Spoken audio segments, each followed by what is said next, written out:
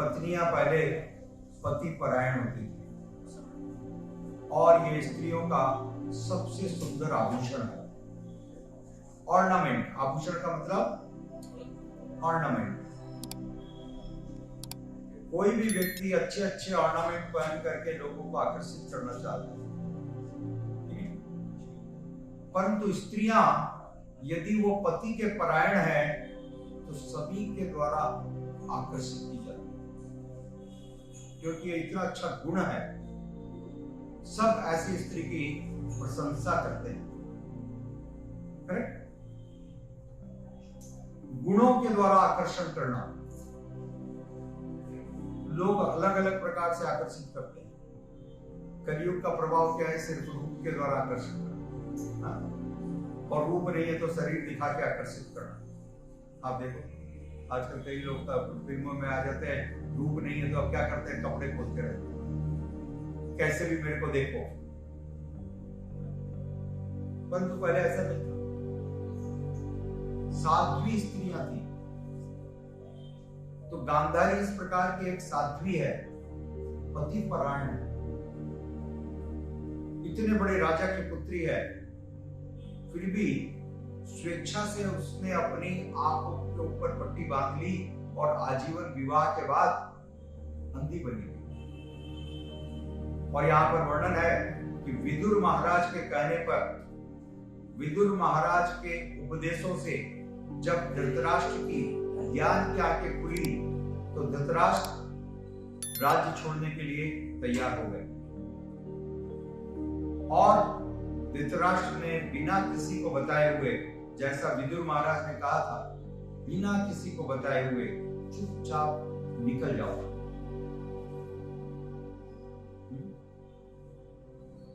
इस जंजाल को छोड़ करके निकल जाओ, भगवत भक्ति का अभ्यास करो। तो धृतराष्ट्र ने उस बात को मान करके और अपने घर का परित्याग कर दिया। और जब धृतराष्ट्र ने राज्य का परित्याग किया तो गांधारी इतनी पतिव्रता थी कि गांधारी अपने आप उनके पीछे पीछे चलने लगी। और धृतराष्ट्र ने इसके लिए मना नहीं किया, क्योंकि वानप्रस्थ आश्रम में ऐसा संभव है। वानप्रस्थ आश्रम में पति और पत्नी एक साथ रह सकते हैं भगवान की सेवा करने के लिए। भगवान की पत्नी जो है, पति की मदद करती है, सहायता करती है भगवत भक्ति में। जीवन का प्रयोजन अलग है। तो गांधारी अपने पति के साथ साथ पीछे चलने लगी और धृतराष्ट्र जी ने इनको मना नहीं किया। कृष्ण कृपा मूर्ति श्रील ऐसी भक्तिवेदांत स्वामी प्रभुपाद जी दूसरा उदाहरण देते हैं, अत्यंत महत्वपूर्ण उदाहरण माता सीता का। किस प्रकार से मिथिला नरेश की पुत्री, देखिए महाराज दशरथ ने आज्ञा दी थी रामचंद्र जी को वनवास में जाने, करेक्ट? सीता माता को आज्ञा नहीं दी थी। आज्ञा किसको दी गई थी? श्री रामचंद्र जी। और भगवान श्री रामचंद्र जी तैयार हो रहे थे वनवास में जाने के लिए, परंतु माता सीता ने आग्रह करके वो पहले तैयार। उन्होंने बताया मैंने अपने पति को, अपने पिता को वचन दिया था। ये देखिए आदर्श पिता है। उनके पिता ने अपनी पुत्री को विवाह करके विदा करते समय पुत्री से वचन लिया। क्या वचन था? हर परिस्थिति में, कैसी भी परिस्थिति हो, अनुकूल हो या प्रतिकूल हो, तुम अपने पति की सेवा में लगे रहो। ये प्रत्येक पिता को करना चाहिए। प्रत्येक पिता को अपनी पुत्री को यही सिखाना चाहिए जो महाराज जनक ने कहा। तो माता सीता ने भगवान रामचंद्र जी को उसी बात को याद दिलाया। देखो, आपको अपने पिता के वचन की चिंता है,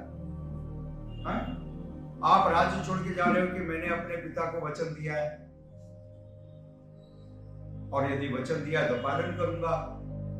तो मैंने भी अपने पिता को वचन दिया है कि मेरे पति को कभी छोड़ के नहीं रहूंगी, मेरा भी वचन है। तो मेरे को भी अपने वचन का निर्वाह करने दे। और इस कारण से भगवान रामचंद्र जी को यह बात स्वीकार करनी पड़ी। और माता सीता भगवान रामचंद्र जी के साथ साथ बनवन गई। तो ये आदर्श उदाहरण है। यहाँ पर श्रील प्रभुपाद जी ने इन दो उदाहरणों को यहाँ प्रस्तुत किया। और तीसरा मुख्य विषय यहाँ पर श्रील प्रभुपाद जी कहते हैं कि दो प्रकार के सन्यासी होते हैं। सन्यासी यानी सम्यक न्यास, मनसा वाचा कर्मणा। तीन चीज होती है। एक हमारा मन, ठीक है, इसको कहते हैं मनसा, मन, और वाचा, हम जो बात करते हैं, और कर्मणा, कर्म करते हैं। जो तीनों प्रकार से भगवान की सेवा में लगा हुआ है वो वास्तविक वैष्णव सन्यासी है। मन में हमेशा भगवान की सेवाओं का योजना चल रहा है। जिस प्रकार से एक बिजनेसमैन के मन में हमेशा बिजनेस की योजना चलते रहती है, कहीं पर भी बैठे, कहीं पर भी जाए, he will always plan about the business। सब चीज में उसको बिजनेस दिखाई देता है, करेक्ट। तो वैष्णव सन्यासी मतलब जो मन के द्वारा, वचन के द्वारा हमेशा भगवान की बातें करते हैं, लोगों को भगवान की भक्ति में प्रेरित करते हैं, इंस्पिरेशन देते हैं, इसलिए बोलते हैं। और नहीं तो मौन रहेंगे, परंतु जब भी बोलेंगे भगवान की भक्ति के बारे में, और दूसरा विषय नहीं है। तो मनसा वाचा कर्मणा, उनके काम भी भगवान की प्रसन्नता के लिए होते हैं। एकमात्र प्रयोजन भगवान की प्रसन्नता है। कृष्ण कृपा मूर्ति श्रील एसी भक्तिवेदांत स्वामी प्रभुपाद जी 70 वर्ष की आयु में भारत से गए। कल आप सबने चर्चा की अमेरिका। और क्या वो एक जगह बैठ करके मौन व्रत धारण किए हुए थे? आपने बताया किस प्रकार से पेट्रोल पंप के ऊपर जाकर के पुस्तक का वितरण कर रहे थे, मॉल में जाकर के परचेज करके लाते थे, और कुकिंग करते थे, और कुकिंग करके इतने सारे एपीओ को प्रसाद खिला रहे थे। यस और नो? किया ना उन्होंने? कार्य कर रहे हैं। 60 वर्ष की आयु में सब कोई रिटायर हो जाते हैं भारतवर्ष में, वर्ल्ड में, ठीक है ना। कहीं पर 58 में, कहीं 55 में कि भाई व्यक्ति अब काम नहीं कर सकता। 70 वर्ष में तो प्रभुपाद जी ने प्रारंभ किया। बताइए सत्य है या नहीं है? जो रिटायरमेंट एज है उस एज पे तो वो पूरा फुल फॉर्म में है, ठीक है। कमांडो फोर्स, इसलिए वो क्या है, अकेले। ऐसा नहीं कि सेवा करने के लिए कोई अलग था, कोई प्रसाद का प्रिपरेशन करके दे रहा है, कोई मार्केटिंग करके ला रहा है, कोई फंड रेजिंग कर रहा है, कि वन मैन आर्मी। वो एक दिन नहीं, प्रतिदिन, हर दिन। यह है भगवत भक्ति। तो ये वैष्णव सन्यासी का लक्षण है।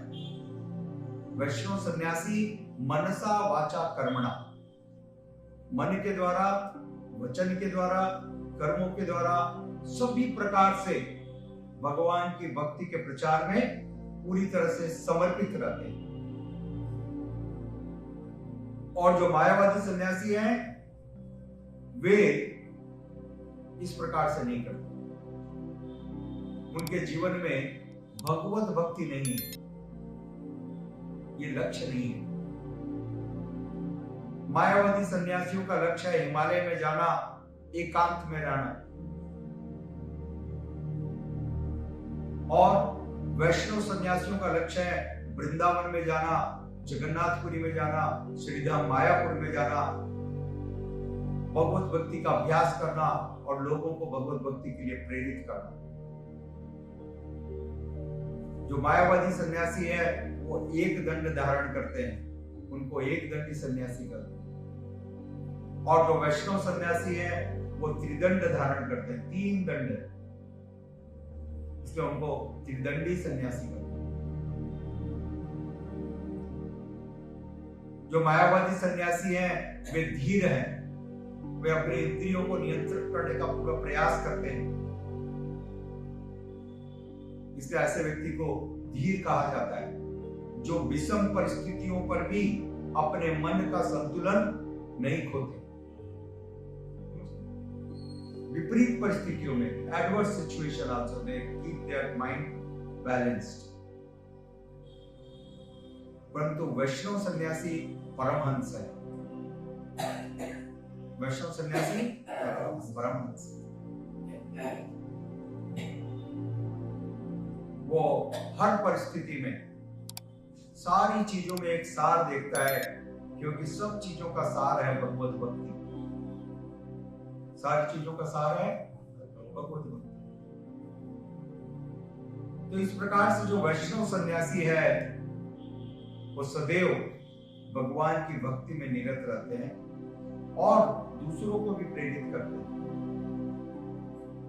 सभी के जीवन का कल्याण करते हैं। इसलिए शास्त्रों में बताया गया, ऐसे सन्यासी, ऐसे भगवत भक्तों का एक क्षण का साथ भी हमारे जीवन को पवित्र कर सकता है, सार्थक कर सकता है मनुष्य जीवन को। इतना महत्वपूर्ण है। यहां पर यह वर्णन है कि किस प्रकार से विदुर महाराज के प्रेरित किए जाने पर, विदुर महाराज के द्वारा इंस्पायर्ड होकर के धृतराष्ट्र ने इस आज्ञा को, इस निवेदन को स्वीकार कर लिया और हस्तिनापुर के राज्य को छोड़ करके जंगल की तरफ प्रस्थान किए। इस प्रकार से वे एक नरोत्तम, नरोत्तम माने नरों में उत्तम, मनुष्यों में उत्तम, और मनुष्यों में उत्तम कौन है? जो उत्तम श्लोक भगवान की भक्ति करते हैं वही उत्तम है। उत्तम कौन है? उत्तम श्लोक श्री हरि। जो भगवान श्री हरि की भक्ति करते हैं वे ही उत्तम है। हनुमान जी उत्तम है, राइट? हनुमान जी उत्तम है। क्यों उत्तम है? भगवान रामचंद्र जी की भक्ति कर रहे हैं। तो कोई भी भले ही अच्छा से अच्छा बड़ो ताप का खूबसूरत चेहरा हो, बड़े आपके फिल्मों के हीरो हो, परंतु यदि भगवत भक्ति नहीं करते हैं तो वो उत्तम नहीं। साधु लोग के लिए उत्तम नहीं, मूर्खों के लिए उत्तम हो सकते हैं। देखिए, कौवों का भी एक हीरो होता है। कौवों का भी होता है कि नहीं होता है? परंतु कौवों का हीरो एक कौवा ही होता है। कौवे लोग किसी मोर को हीरो नहीं बनाते। ऐसा हुआ क्या कभी कि सारे कौवे ने मिलकर के एक हीरो को, एक मोर को नेता चुन लिया, हमारा लीडर मोर? होगा? कभी नहीं चुनेंगे। वो लोग एक बड़े कौवे को चुनेंगे। तो उसी प्रकार से जो भगवत भक्त है वो महान भक्त का अनुशीलन करते, उनके चरित्र का आचरण करते, उनके द्वारा प्रेरणा प्राप्त करते। और जो इस प्रकार से कौवे की वृत्ति वाले हैं, दुर्बुद्धि वाले लोग हैं, वो लोग अपनी ही जैसे एक बड़े दुर्बुद्धि वाले को अपना नेता चुनते हैं। जिंदाबाद जिंदाबाद। ये अंतर है दोनों। हमको चाहिए कि एक भगवत भक्त का, भगवत भक्त को अपने नेता के रूप में स्वीकार करें। और उनके पद चिन्हों का अनुशीलन करें।